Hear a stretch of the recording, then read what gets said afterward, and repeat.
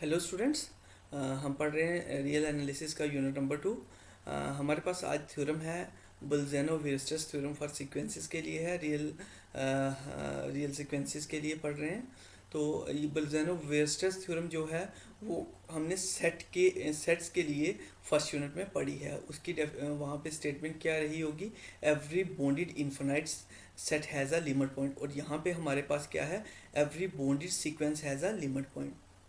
देखिए वहाँ पे और यहाँ डिफरेंस क्या है, वहाँ सेट पे कर रहे थे और हमने स्टेटमेंट में देखिए कितनी रिजेम्बलेंस है कि एवरी बॉन्डेड सीक्वेंस और वहाँ पे बॉन्डेड सेट, साथ में टर्म थी इन्फिनाइट बॉन्डेड सेट। तो हमें पता है कि सीक्वेंस जो होती है वो हमेशा इन्फिनाइट होती है। सो ऑलमोस्ट दोनों ही स्टेटमेंट्स रिजेंबल करती हैं।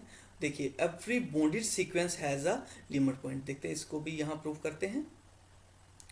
क्या है प्रूफ इसका, स्टार्ट करते हैं। Let S N be a sequence, S N कोई सीक्वेंस ली हो और S equals to S N, N belongs to natural number with the range of a sequence. Then we have two cases. First case हमारे पास क्या आएगा कि हमारे पास केस आता है कि एस जो रेंज सेट हमने इसकी ली है या तो वो फाइनाइट हो सकती है या इनफाइनाइट हो सकती है। देखियो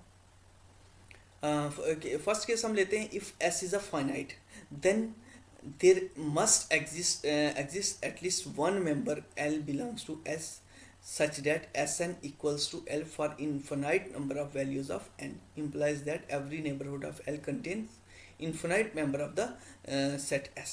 देखिए बोर्ड पे यहाँ पे हम क्या ले रहे हैं कि जो रेंज सेट है, रेंज जो है ऑफ Sn जो है वो फाइनाइट है। तो हम बताते हैं कि रेंज सेट अगर फाइनाइट है तो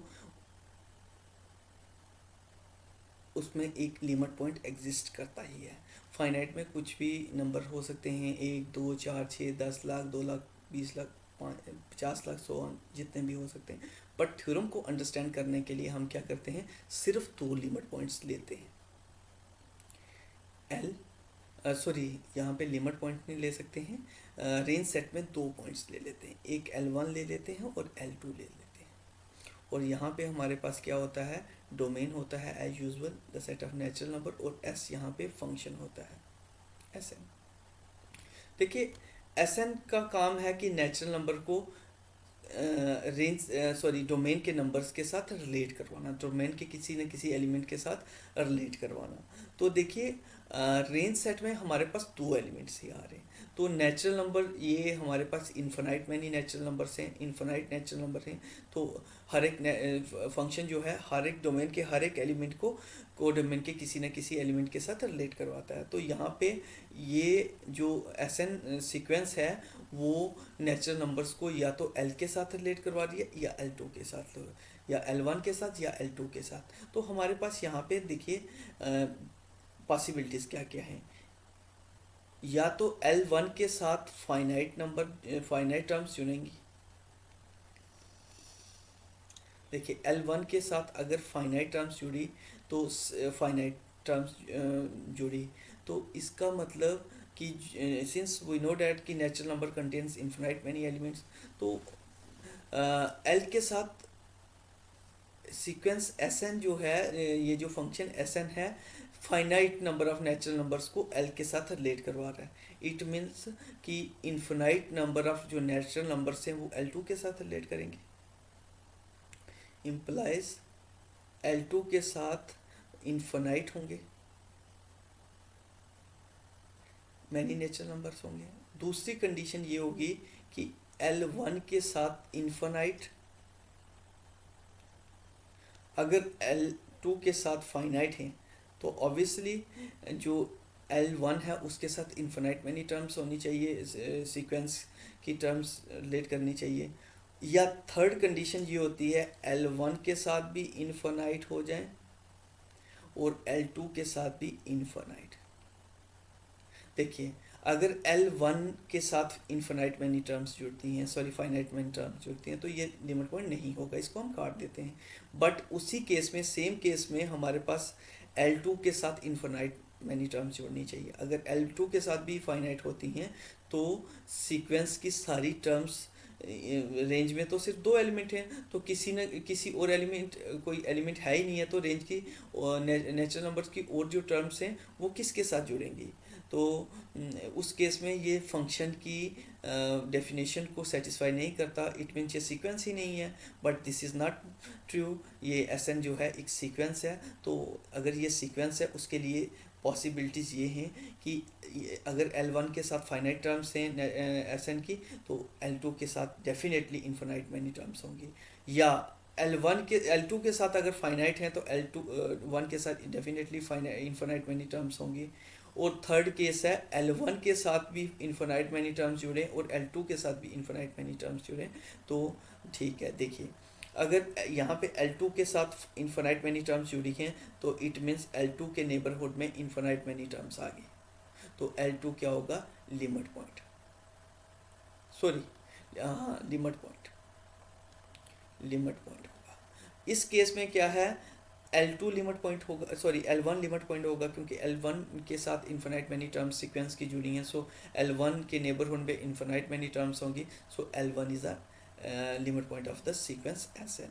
और थर्ड जो केस है इसमें क्या हो सकता है कि L1 के साथ भी इन्फिनाइट मैनी टर्म्स हैं और L2 के साथ भी इन्फिनाइट मैनी टर्म्स हैं, तो L1 भी लिमिट पॉइंट होगा और L2 भी इसका क्या, लिमिट पॉइंट होगा।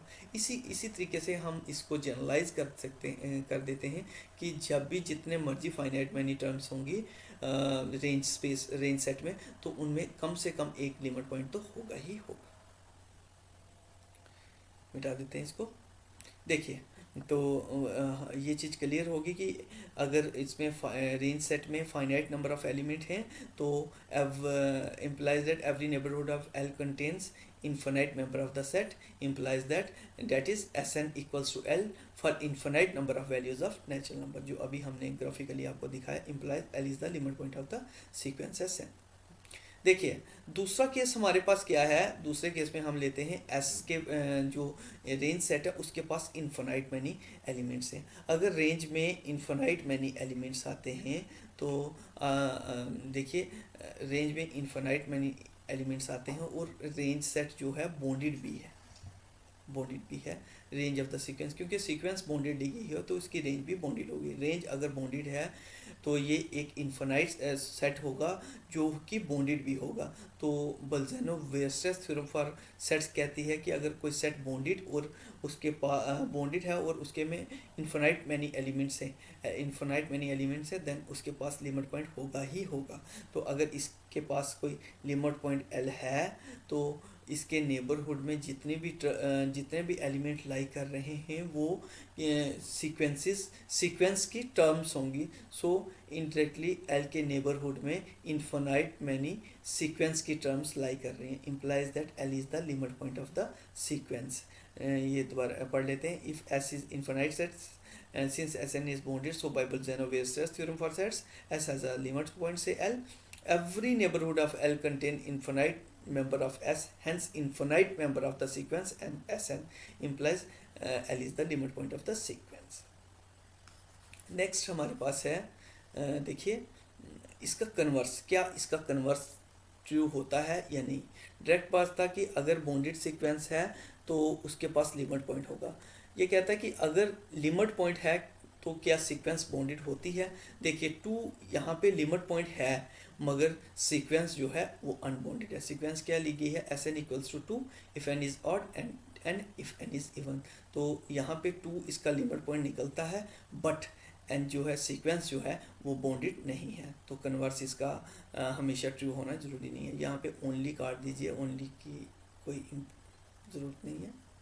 तो सीक्वेंस के पास क्या है, लिमिट पॉइंट है बट सीक्वेंस जो है बॉन्डेड नहीं है। देखिए नेक्स्ट हमारे पास डेफिनेशन है। डेफिनेशन क्या कहती है, डेफिनेशन है डाइवर्जेंट सीक्वेंस। इस sequence Sn is said to be diverges to infinity if corresponding to each given positive integer g, however large, there exists a natural number k such that Sn is greater than g for all n greater than equals to k। क्या कहता है board पे देखते हैं। हमारे पास Sn कोई sequence है, उसको हम ऐसे भी लिख सकते हैं, इसे it is equal to S1 S2 S3 S4 S5 and so. तो ये डाइवर्जेंस की डेफिनेशन ये कहती है कि जितना भी बड़ा हम कोई नंबर, नेचुरल नंबर सेट कर लें, जी सॉरी, यहाँ पे जितना भी बड़ा कोई नेचुरल नंबर जी सेट कर लें, जितना मर्जी बड़ा हम नेचुरल नंबर सेट कर लें, बिलोंग्स टू एन या R, there exist K belongs to N such that S K sorry S N जो है, एस एन है जो ग्रेटर देन जी हो जाए for all N greater than or equals to K. देखिए, इसको और अंडरस्टैंड करने के लिए मैं एक एग्जांपल दे रहा हूँ आपको। एस एन एक सीक्वेंस लेते हैं, वो 1 2 3 4 5 एंड सो। ये नेचुरल नंबर्स की एक सीक्वेंस ली गई है। देखिए, हम चेक कर रहे हैं कि ये सीक्वेंस डाइवर्जेंट क्या होती है। देखिए, जब भी हम कोई नेचुरल नंबर फिक्स करते हैं, कुछ भी के हम मान लेते हैं 1000 नेचुरल नंबर जी को मान लिया, देन देर एग्जिस्ट हमारे पास 1001 which is equals to K exist करता है नेचुरल नंबर से, such that S N is greater than G for all N greater than और equals to K. It is greater than भी रख सकते हैं, इक्वल्स टू काट देते हैं, तो यहाँ पे भी इक्वल्स टू काट देना चाहिए, तो ग्रेटर देन। तो ये कहता है कि जितने बड़े से बड़ा हम नेचुरल नंबर अगर हम सेट करें, उसके लिए हमें के मिल जाएगा, जिससे ऑनवर्ड सीक्वेंस की सारी टर्म्स जी से बड़ी हो जाएंगी। अगर ऐसी कंडीशन होल्ड करती है, तब उस केस में हम कहेंगे सीक्वेंस जो है वो डाइवर्ज कर रही है इन्फिनिटी को, और हम लिखते हैं limit N approaches to infinity S N equals to N. कहने का मतलब है कि यहाँ पे रियल लाइन अगर हम ड्रा करते हैं, तो हम क्या कहते हैं कि अगर हम सीक्वेंस की टर्म्स ऐसे से बढ़ रही हैं एस एन, तो हम क्या कहते हैं, अगर यहाँ पे बैरियर लगाते हैं, जी लगाते हैं कि सीक्वेंस की सारी टर्म्स इससे नीचे आएंगी तो वो बाउंडेड हो जाएगी। अगर जी हमने कोई नंबर बड़े से बड़ा जी सेट कर लें, फिर भी बड़ा करने के बावजूद भी सीक्वेंस की कुछ टर्म्स इससे ऊपर चली जा रही हैं, तो उस केस में हम क्या कहेंगे, सीक्वेंस जो है बाउंडेड कुछ नहीं बल्कि एक फिक्स नेचुरल नंबर से ऑनवर्ड सारी टर्म इससे ऊपर जा रही हैं। मीन्स कि कोई भी जी ऐसा नहीं मिल पा रहा है जिससे नीचे सीक्वेंस की सारी टर्म छोटी हैं, तो उस केस में हम क्या कहेंगे, सीक्वेंस जो है डाइवर्ज करती है, और डाइवर्ज कहाँ करती है, इन्फिनिटी पे, और लिखते हैं limit N approaches to infinity S N equals to infinity. और similarly a real sequence Sn is said to be diverges to minus infinity if corresponding to given positive integer g, however large, there exists a natural number k such that Sn is less than minus g for all n greater than equals to k.